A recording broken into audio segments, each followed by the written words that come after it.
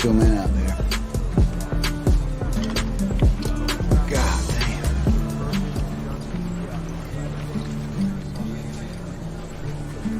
When I go home, people ask me, "Hey, Hoot, why do you do it, man? Why? Just some kind of war junkie?" I won't say a goddamn word. Why? They won't understand. They won't understand why we do it. They won't understand it's about the men next to you.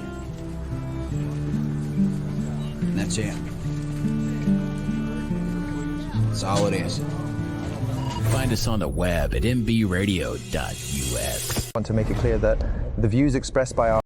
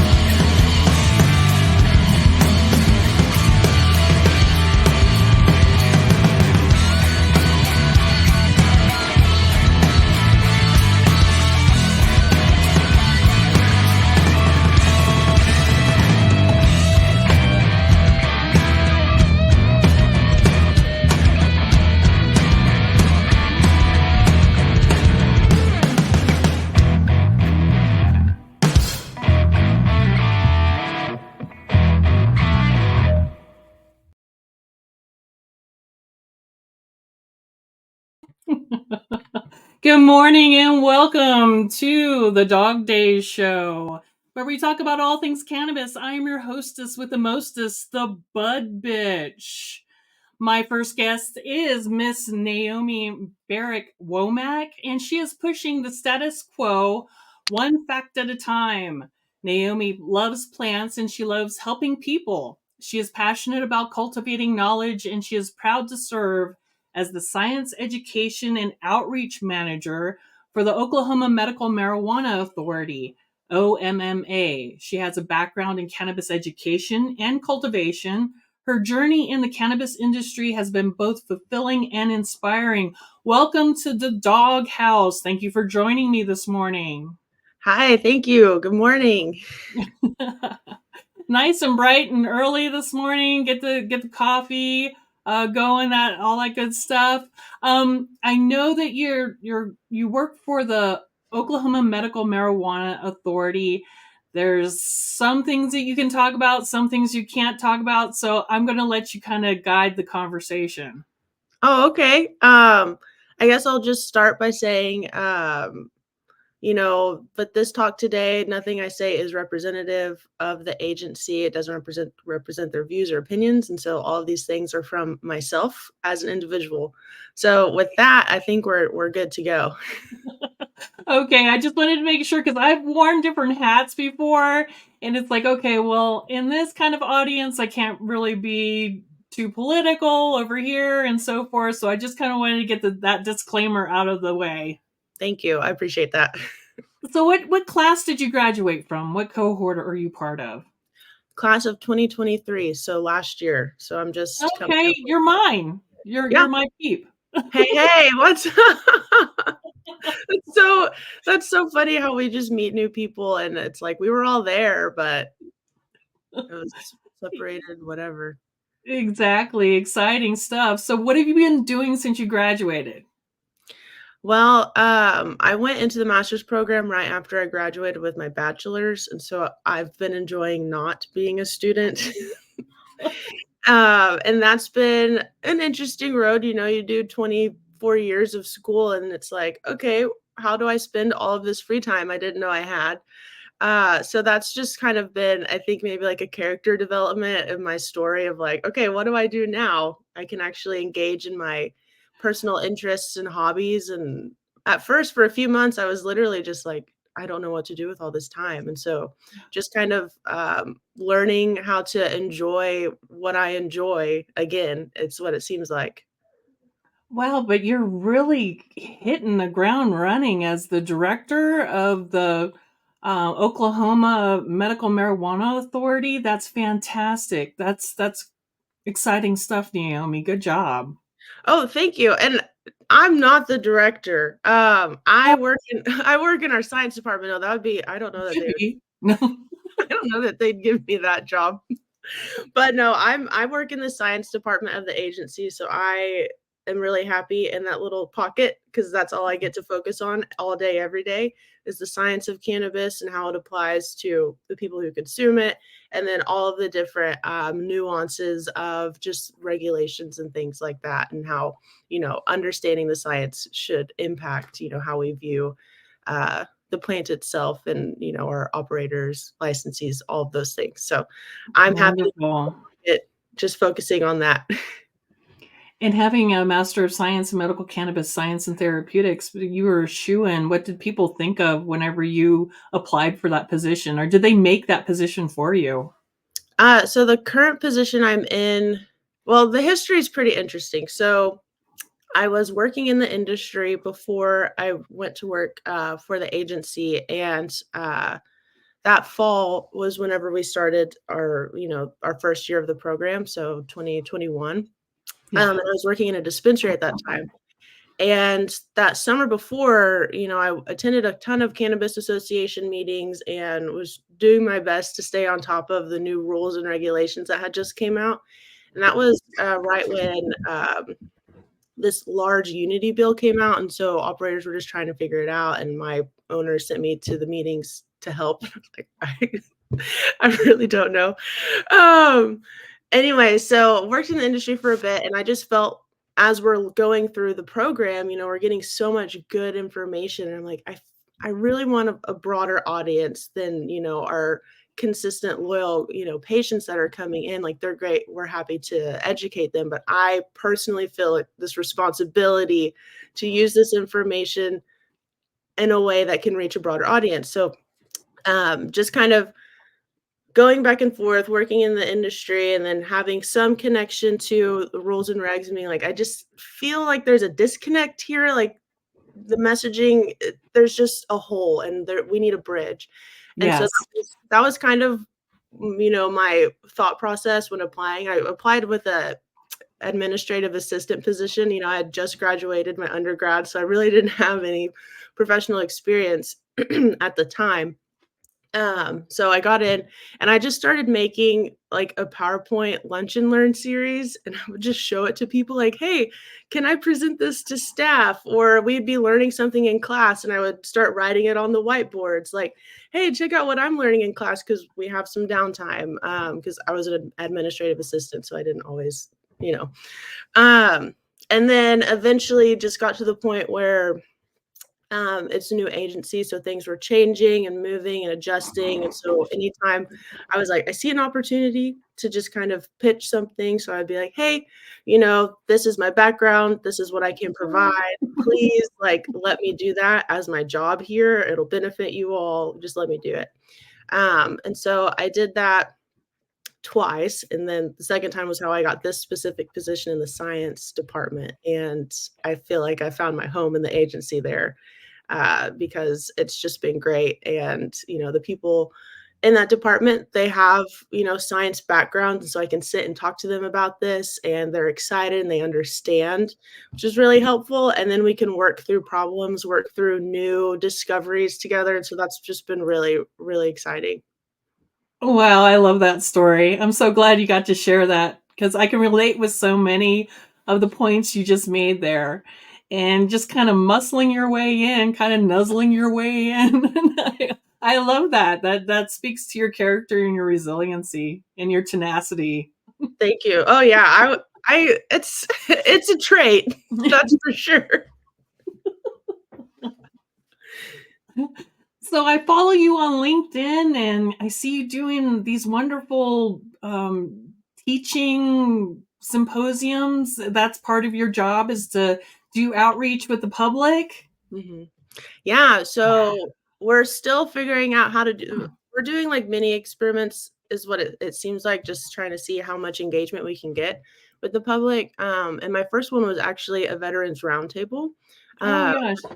It was a lot of fun. And we held, I think, 4 veterans roundtables. So what I did was I chose just a very specific topic, and then, created information to go around that topic and how it would apply to our veteran patients. We also invited veteran licensees to come in.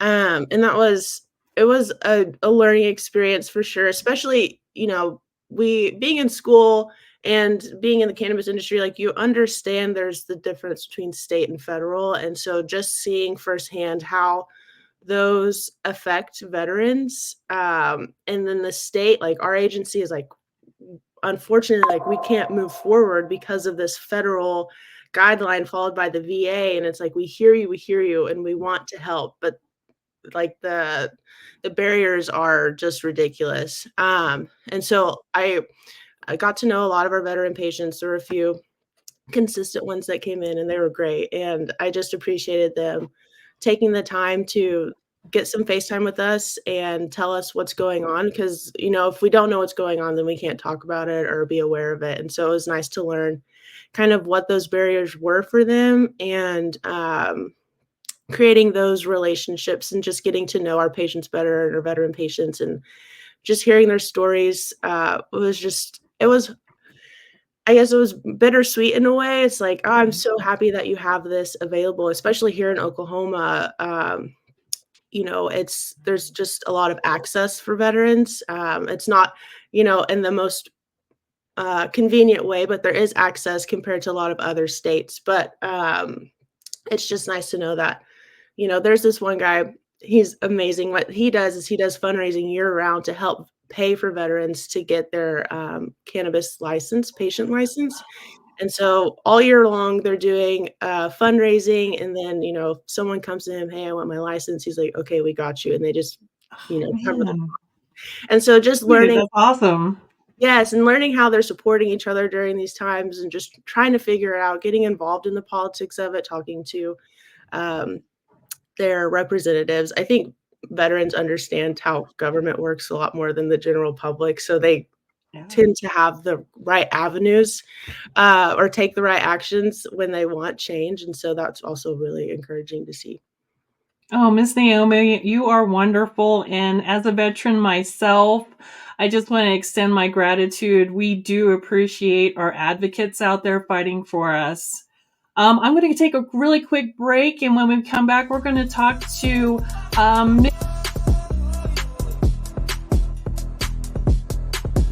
and stay with us, Miss Naomi. We're coming back. Stats tell that each day, 22 veterans commit suicide due to PTSD. These stats shook us and urged us to do our part. After hours and hours of thinking, Beekeeping for Veterans was born. Beekeeping for Veterans combines beekeeping with mindfulness meditation. Why combine them? Here's why. Beekeeping causes positive rush of adrenaline while beekeeping. You have to be calm during it. You are mindful of your movements. Each week, a veteran will receive a mindful meditation to build emotional and mental skill sets. Mindfulness is a set of 3 attentional skills that work together: concentration, sensory clarity, and equanimity, mental calmness, composure, evenness of temper. Every time mindfulness is practiced, we build these skills. Beekeeping for Veterans not only helps veterans overcome emotional trauma, but also aids our environment, as without bees, there is no food. Come forward. The people who have supported your country now need your support.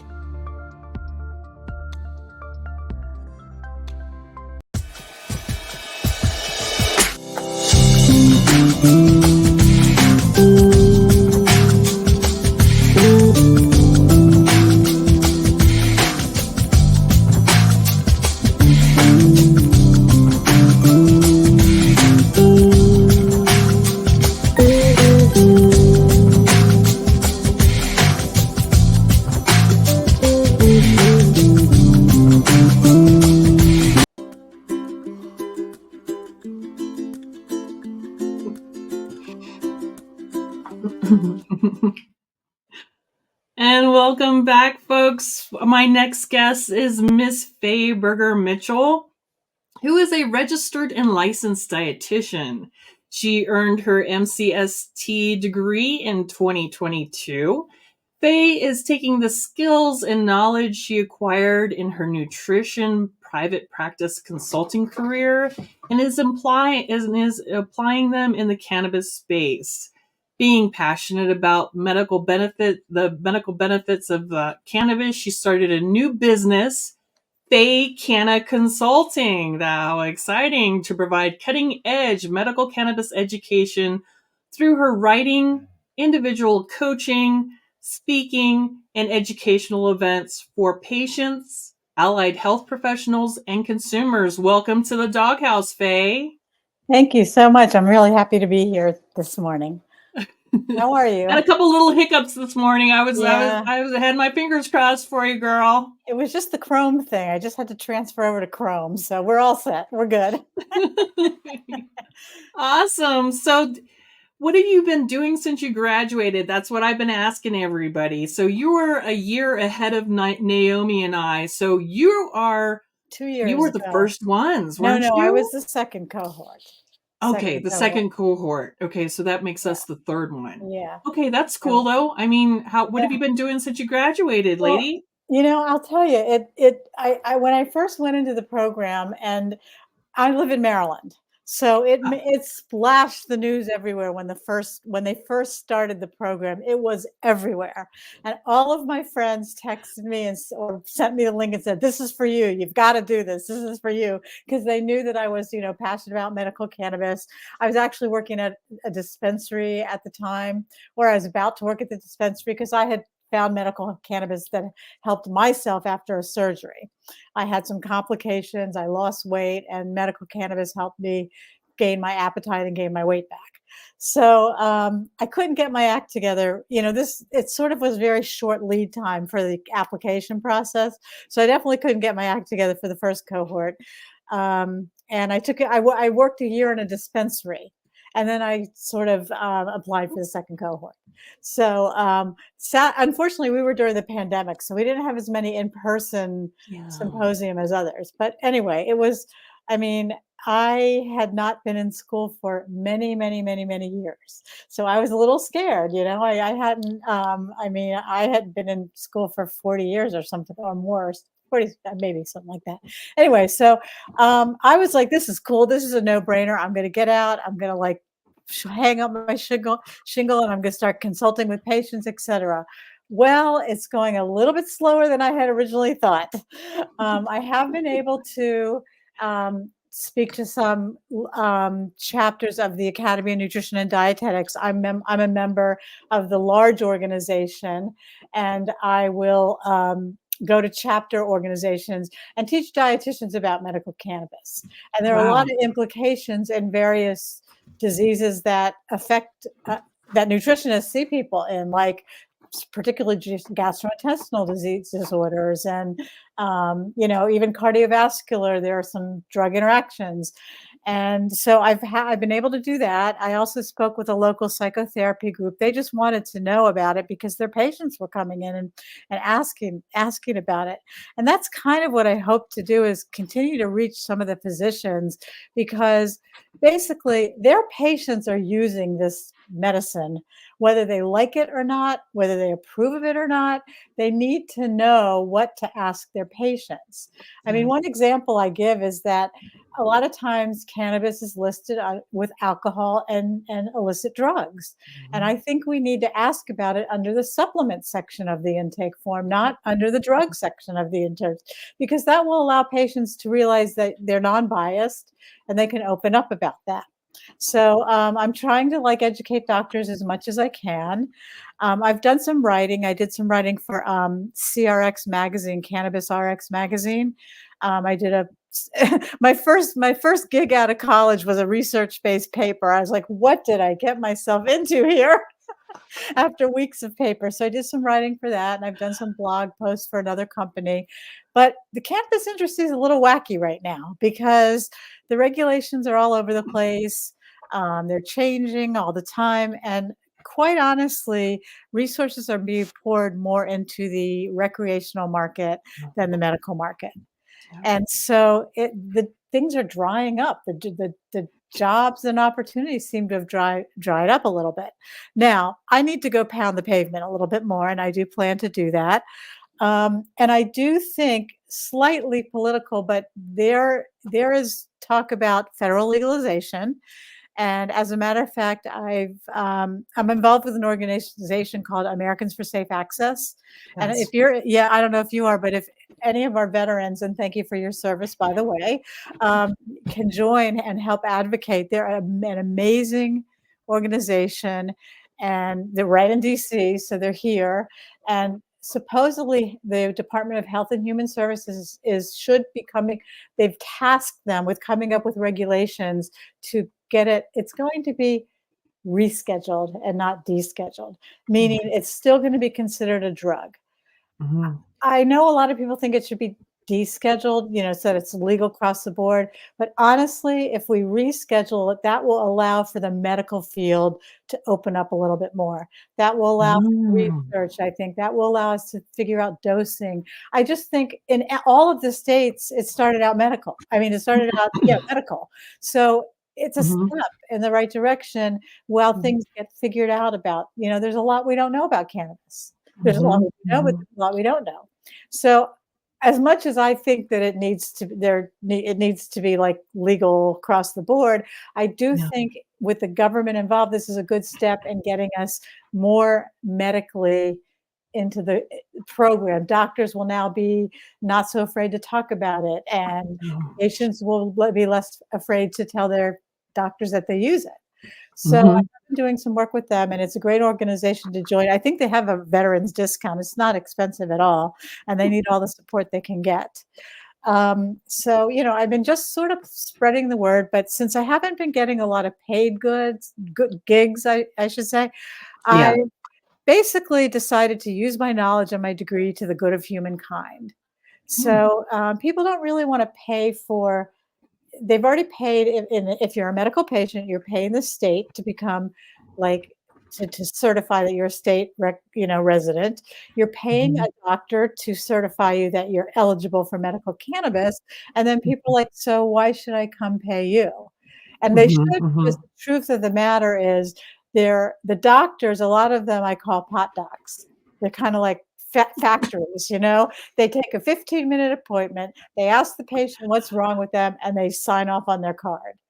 Well, I've always been about safety. That when I worked in the dispensary, I would worry, what if this interacts with some of these drugs? We're getting these elderly patients who are they tell me they have heart problems, or they tell me they have arthritis or whatever. I don't know what medications they're on, and my medical background sort of kicked in and said, this doesn't make sense. That's kind of what prompted me to go into the MCST program. I needed to know this stuff. I'm a science nerd. I'm a healthcare professional, and I just needed to know. And so because a lot of people, aren't really willing to shell out extra money, I just get a lot of inquiries from friends and colleagues that ask me questions, and I'm always happy to help. I really think we're the cart before the horse. We took we got this degree, and there really aren't a ton of jobs out there unless you're already in the industry. Like if you're a grower, if you're whatever processor, or near the dispensary, whatever, then there are jobs and you can have some upward growth. But we have to create our own jobs. And so it's really not a no-brainer like I thought it would be. But that's okay. I like a challenge. I did it before with nutrition. I can continue to do it here. So I do really think that more opportunities will come our way medically, as we really need to lobby for this legalization at the federal level. I really think that's very important. I love that you shared that with me, because I've been kind of grappling with the difference between deregulating it or descheduling it. So I was kind of grappling with that. So you walking me through that makes it clearer from my perspective as well. That's a great point, that at least it will open up to more research and more normalcy in the medical field if we at least get it descheduled or Yeah, I also grapple with that myself because I really do think it should be ultimately like descheduled. yeah, just But yeah, but I'm take it just off. kind of looking at it from the standpoint of how all the medical programs have worked or how the programs have worked in each state. And it just seems, like you said, it seems like a first step. And so Yeah, I like a jumped on baby the bus. step. I jumped on the bus on that. And it just it kind of makes sense. So Right, exactly. Thank you for that rundown. I really enjoyed that. That's an awesome conversation right sure, there. And sure. you're doing great stuff too. All these ladies that I have on that are graduates are just trailblazers and out there making their way in the world and uh, busting down doors and being very knowledgeable about it too. It's not just like, hey, boom, here we Right, are. We right, have a lot to offer, and I think people are starting to realize that and really listen to what we have to say. We have a message for sure, and right, it's backed by science, so right, exactly. I mean, makes it even better. if I were to talk about like what my dream would be in this career, I'm not looking for a full-time job. This is my like second career. I'm a little bit older. I would just love to like consult with a few patients a week. I'd love to do some education for groups. I have like presentations already put together and really just present to groups of doctors or other professionals. That's really, I just want to share the knowledge of this because people don't know about it. They don't Yeah. know science, you know?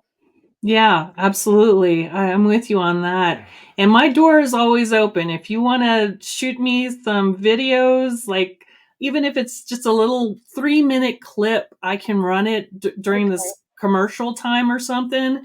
And we'll just have, nutrition with Faye. And you can give tips to, right, the veterans out here who tune in. It doesn't have to be a right, lot. And I do this volunteer as well. right. There's no pay for it. It's kind of like a therapy thing for us veterans Yes. to Mhm, have a podcast and talk mhm. about, what's going on in our heads and stuff.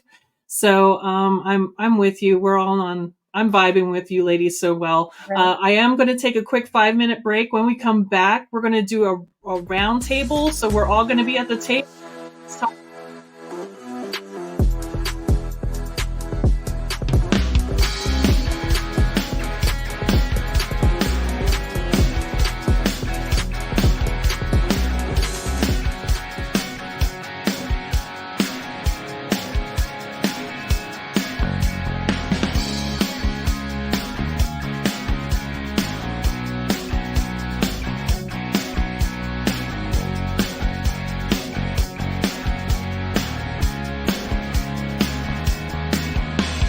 Seen her out in LA playing with the band.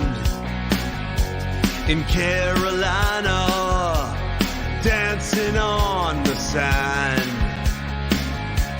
She's a star that's slipping through my hands, like the ones that fell on Alabama.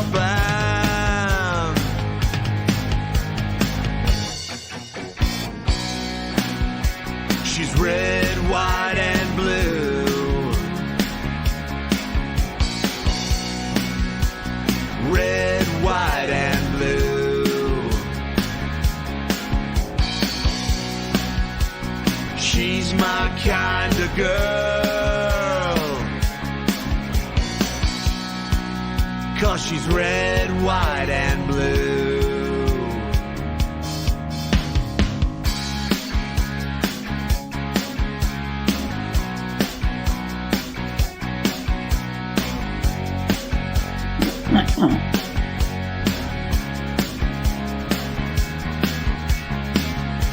She'll get you high as the Colorado skies, and she shines like those New York City lights. As tough as Texas, and brother, she just might knock you to the ground if you start a fight.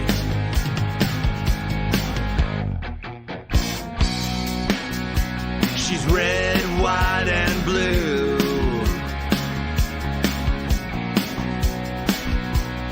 Red, white, and blue. She's my kind of girl, 'cause she's red, white, and blue. She'll wait there in the harbor, holding up her light.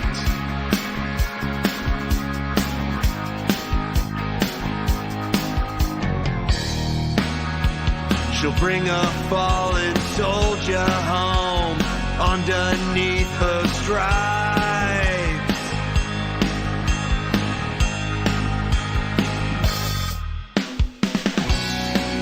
She's red, white, and blue.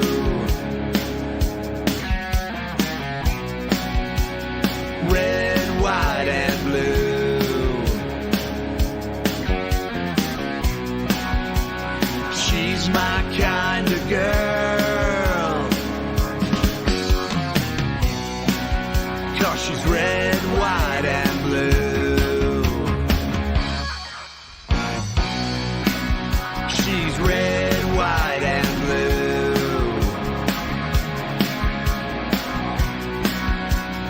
Red, white, and blue.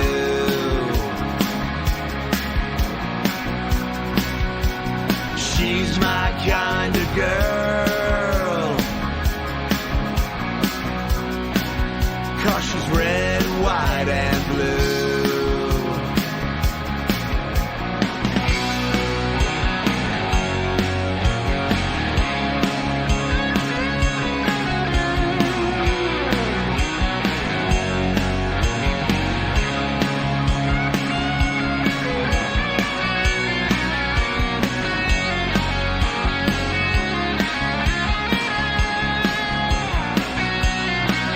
She's red, white, and blue.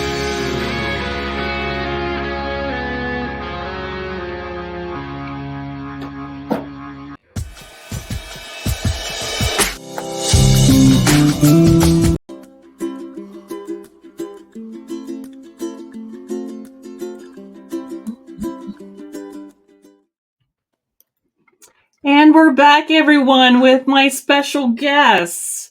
And we're going to have a roundtable discussion now, just whatever is on our minds. I know we were talking about descheduling and rescheduling. I want to get your input on that, Miss Naomi, since you weren't a part of that conversation, but you were listening. So what are your thoughts? It's really interesting that this is happening now. I'm glad that the federal government's like, we need to do something, at least, talking about it, with over half the states having some sort of program. It's like, what took you so long? I did really appreciate your perspective, Faye, because, Oklahoma is a medical state. And so that's pretty much what I focus on, and trying to get the general public to understand, like, cannabis is medicine.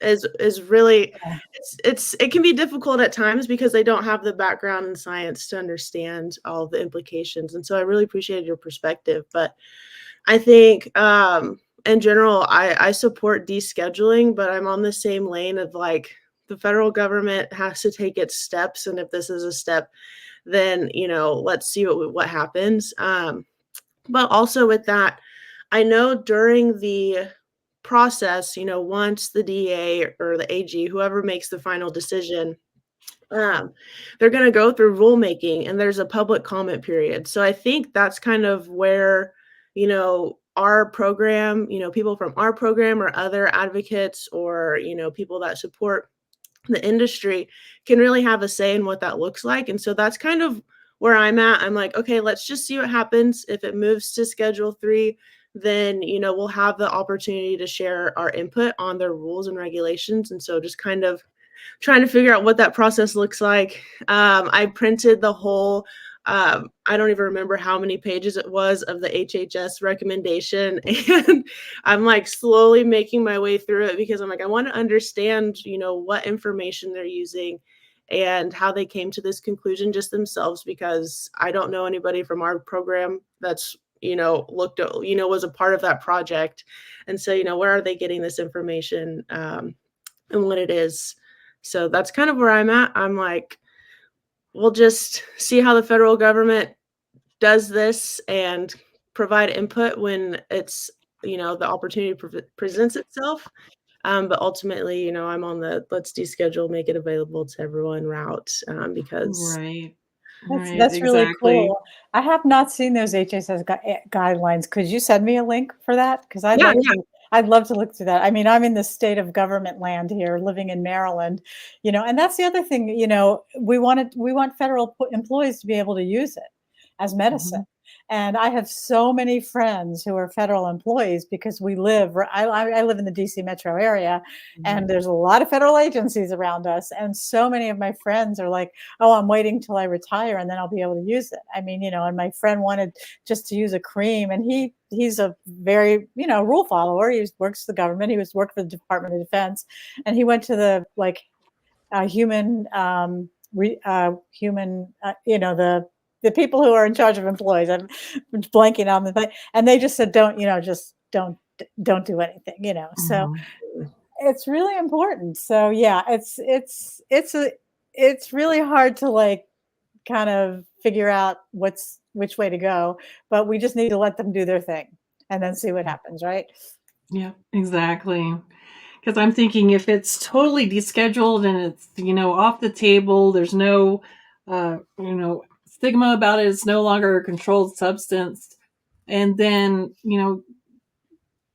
patients aren't stupid. They're going to start asking questions, but you're going to have like a crazy Wild West moment. It would be totally chaos for a minute, and then hopefully things would settle down and die down. But I kind of see the pros and cons of both. Well, can I tell you what I've observed in Maryland? Because Yes, please. I worked in a dispensary, and I love working with patients. I mean, I've done that my entire career. And so, then all of a sudden, and I would help these patients, and they'd come back and ask for me. And then all of a sudden we started counting sales, and had whoever got the best sales in the month would get I don't know, some kind of prize. So, that kind of didn't sit well with me from a medical standpoint. It's not although, we know pharmaceutical companies do that, but still didn't sit well with me. So, that happened. And then it became legal for adult use, not quite a year ago, I think. And now I can't find the same products. Everything is really high in THC. I cannot find lower THC products. Even I used to have some of my patients try this 1-to-1 gummy, 5 milligrams and 5 milligrams. You can hardly find that anymore. So we have different medical menu than a recreational menu, and there definitely are different products.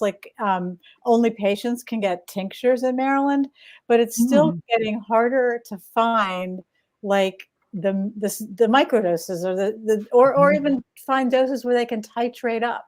Because that our cannabis motto is start low and go slow.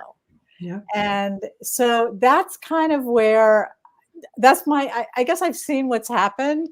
And even though I'm on both sides of the coin, let's just put it that way. Fair enough. There's so many different variables involved, and every situation is different, so it's not really a black and white answer for anyone or really anything in this industry. And that was kind of hard for me to wrap my mind around in the beginning of getting into this space. Is okay, well, what is the right answer here? And from going through the course, everybody's different. The patient is different. Is it pain? Is it mental? And then having the team and the different healthcare people that person involves himself with, the yoga instructor, the dietitian, your doctor, it all needs to be on the same sheet of music, really. So I really have come kind of that full circle enlightenment of everybody's different. There is no really right or wrong answer. It's what works for that person. Mhm. Absolutely. Yeah. It's, it's interesting because as much as we know is as much as we don't know with cannabis. Yeah. So at least now research is beginning. Yes. I think even each class in the MCST program, like the program has like improved every year based on student comments. And sometimes I wish I could go back and take some of the classes that they're now offering that they didn't offer when I was. I know, me too. Like the Farm Bill. Can I listen in Yeah. on that class and take notes Right. whenever the new Farm Bill comes out? Because Right. they're going to. Yeah. You know what? Everybody who's going through our course now is going to get a total shakedown of the new Farm Bill, and I just want to kind of listen and be a fly on the wall for that discussion. Right, and they have this integrative and medicine couple classes or something, So I guess, but I'm a self learner, and I try to do as much as I can. But I definitely am better when I'm forced to do something and somebody gives me. I have to be accountable. You on Friday. Yeah, it's not like, okay, I'm just going to go read this thing. Well, I do, but you know what I'm saying. I hear you. Like I have this. It's the New Times. I don't know if you can. I don't know if you guys can see it or not. But it's the New Times Cannabis Special Edition. I wonder why this doesn't work, but it's sideways, yeah. Yeah, kind of, yeah. It's the New Times Cannabis Edition, and I find myself thumbing through it and reading it, and just always, what's going on out there, what's new in the zoo, and then also with this podcast is just awesome too. Talking to different people in the industries and having alumni come on, and people are just doing great things right now. Fantastic stuff. You just gave me this great idea. I think we should have MCST put together a yearly continuing education program for some of us who've graduated. I'm sure they'd love to take on another project, but wouldn't that be cool? That would. I know. So there's some efforts in creating an alumni group. Yeah, I've been to that. Yeah, that's where I met Holly.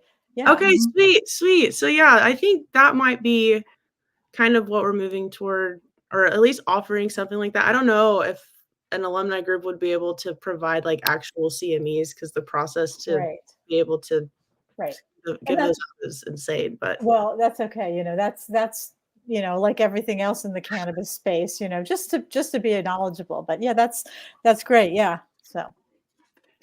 It would be cool. So, I'm going to ask you ladies, would you go, after my next break, we've been taking a break every 15 minutes and we're coming up on our last one. Did you guys want to play a get to know you game when we come back?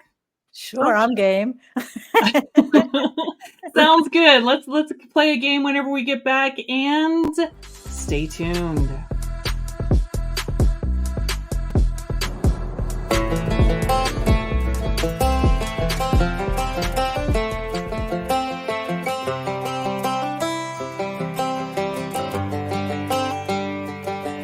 It's the guts and it's the glory. 100 stripes, 100 stories. It's the Pledge of Allegiance on the 4th of July. It's them handwritten letters from home. It's them sleepless nights alone. It's his newborn baby he left with his wife. Mr. Red, White, and Blue, lay down, here's a line. Mr. Red, White, and Blue, for these stars and stripes. Hey.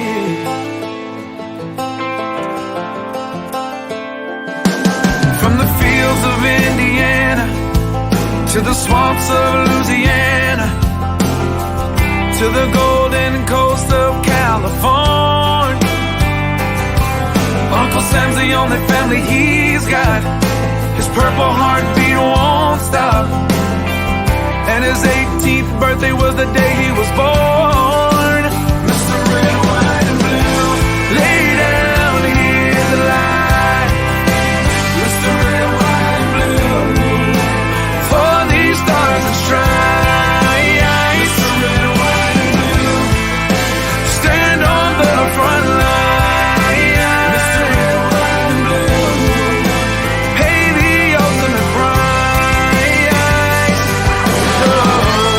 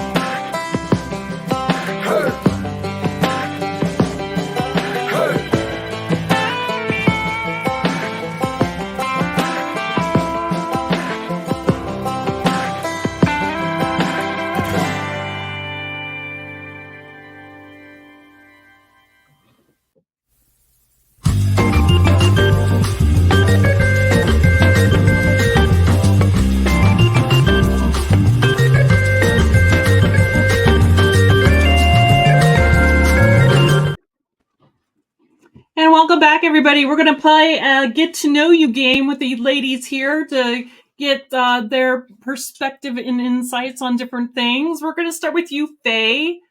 Stevia or indica? Oh, indica all the way.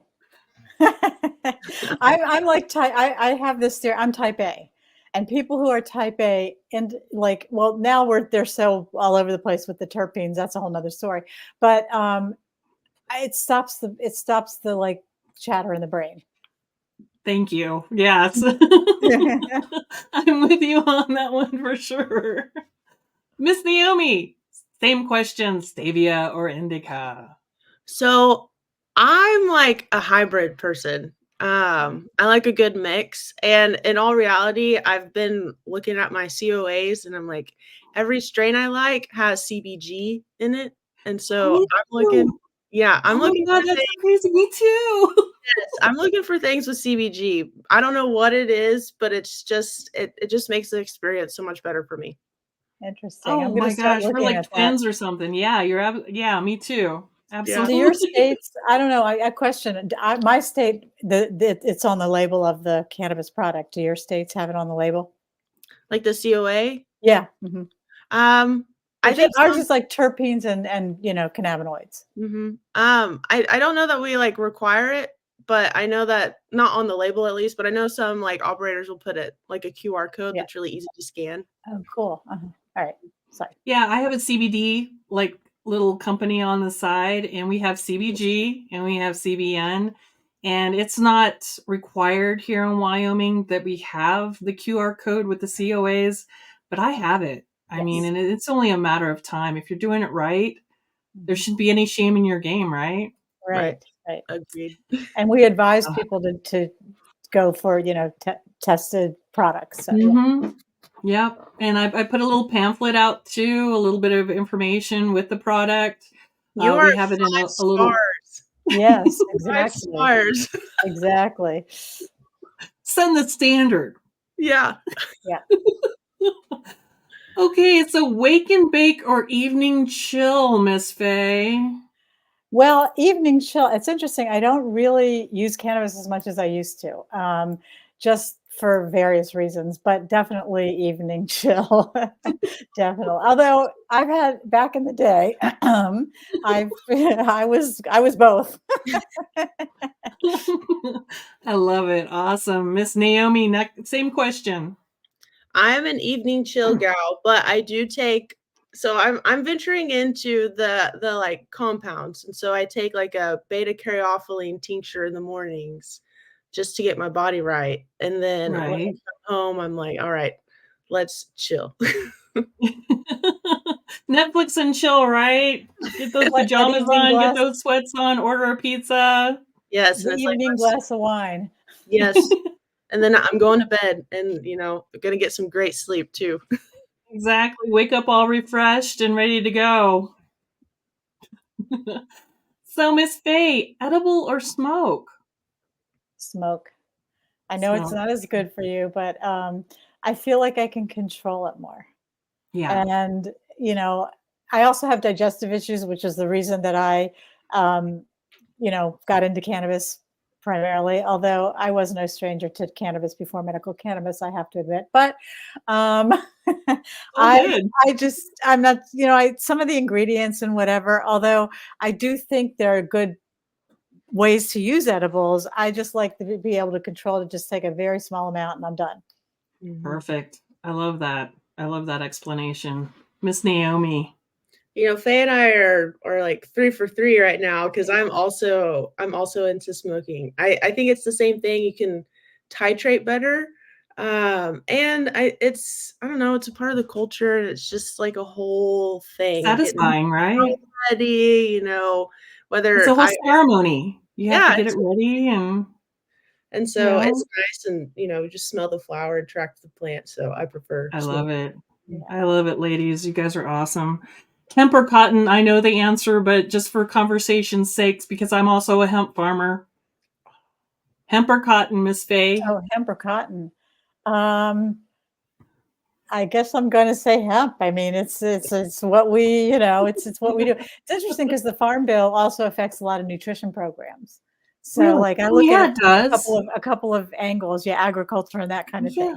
But Yeah, it anyway, does. I'll go with hemp, and I really wish we would use it more. I think we have a resource that is underutilized Yeah. for building, for clothing, for all sorts of things, and it's more ecologically sound. Yes, ma'am. Yes, ma'am. I love that. And I think I know what your answer is going to be to that question, Miss Naomi, but give it to Yeah, me. hemp all the way. Like, I'm trying to incorporate hemp in as many things of my daily life as possible, just because it's like Faye said, there's so many uses for it. And also, I want to support hemp farmers. Yes. Thank And you. yes, and like it's so durable. There's people could go on and on for days. I'm not the expert to talk about, the current state of hemp, Sure. applications, but I know that it's preferred, and I support your hemp farmers, buy their products. You're gonna be, Yeah. happy with your purchase no matter what. You Thank know you for what's that plug. interesting? You know what's interesting is that, I didn't mention it when you said this, but hemp seeds have really great nutritional properties. Oh, They're a great source yes. of essential fatty acids. So, Mhm. I on the spot, I sort of, but anyway, there are also nutritional benefits to hemp. You can buy hemp hearts and hemp seeds and utilize them in that way as well. Yep, absolutely. Good point. Appreciate that. So the last question in our game is, should medical cannabis be covered under medical insurance, Miss Faye? Absolutely. I mean, we do need the research because it is, like we said, the wild, wild west and whatever. But absolutely, I mean, it's so much more beneficial in many conditions with so less side effects. Yes, ma'am. So absolutely, 100%. Perfect. Miss Naomi. I agree. I mean, Yeah. this is basic healthcare at this point, and I believe we have enough research to support the fact that it's basic healthcare. It's something that to me is a right to have access to, and so yes, pay for my medical cannabis because I'm a patient and it Yes, helps. ma'am. And Yes, it yes, costs less than some of those pharmaceuticals. Yes, and yes. it's safer. It's safer every time. So pay for it. I love it, ladies. Thank you so much. What do you guys have out there that you can take this time and make an announcement about? Any events, any good news that you want to share with folks to kind of drum up interest, or you got anything going on in the future here soon? Miss Well, Faye? I mean, I don't have anything specific right now, but I do see patients virtually. So even though Oh, I'm in cool. Maryland, I've helped people in Florida. I've helped people in a lot of different states, and I've helped them get their card if they don't know how to do that. I look at dispensary menus and I sort of give a recommendation of what to Perfect. buy what's nearby. So, I like to I think people do need our help. They just don't know that they need our help. Yeah. Yeah, I need your help. Anytime. For you anytime. You're amazing. Miss Naomi, anything good going on? You go into any conferences? Got any training going on? Anything? Yeah, I've got some. So I'm a member of ASTM International. It's American Standards Testing Measurement, and they have a committee on cannabis. And Cool. so I'll be going to an emerging professionals seminar thing that they're hosting in June. And so I just found out about that. I'm really excited. And then I also want to give a plug because I support cannabis science. And I just got in last week some preliminary resources, I guess, for a study that's being conducted by the Network of Applied Pharmacognosy, partnered with the Cannabis Research Coalition. And so they're calling it the science of smokability. And so I signed up to be a volunteer to participate in this study. And so I will be experimenting this afternoon with some of the resources they provided. It is hemp-based, but it applies, it's all cannabis. And so I'm really Absolutely. that. So I just want to give those people a shout out for doing the research and offering, me a platform to stay involved in cannabis research. So. Oh, fantastic. So whenever you come up with something new, on the horizon. You're going to give me a call so I can put it on the air first, right? Before anybody else? For sure. Yeah. All right. Well, it has been a pleasure and so much fun. Thank you for sharing your time on this Sunday morning with me. And the door is always open. Miss Faye, if you want to do, we'll talk about if you have like a little 2-minute, 3-minute snippet that you want to add to my show, and I'll play it like in lieu of a commercial. Let me know, and we can get the word out there and keep educating folks on medical cannabis. Thank you. Thanks for having me. Take care, ladies. Thanks. Have a good one. Bye. Yeah, bye. That's the show for today, everyone. Thanks for listening. We'll be back next week with an all-new show. And remember, you can listen to us again and again. The podcast of this radio show is available right after we go off the air tonight, anywhere that you can get your podcast episodes. And thanks for joining us today. I'd like to take a moment to talk about something close to my heart. Military Broadcast Radio is doing incredible work to support our veterans and bring their voices to the world. They rely on your generous donations and your dedicated volunteer hours to make it happen. I encourage you to consider supporting NBR in any way, form that you can. Use this QR code that's attached to the picture, or you can go to our website at mbradio.us. That's Mike Bravo Radio.us to learn more about how you can donate or volunteer even just an hour a week from your home.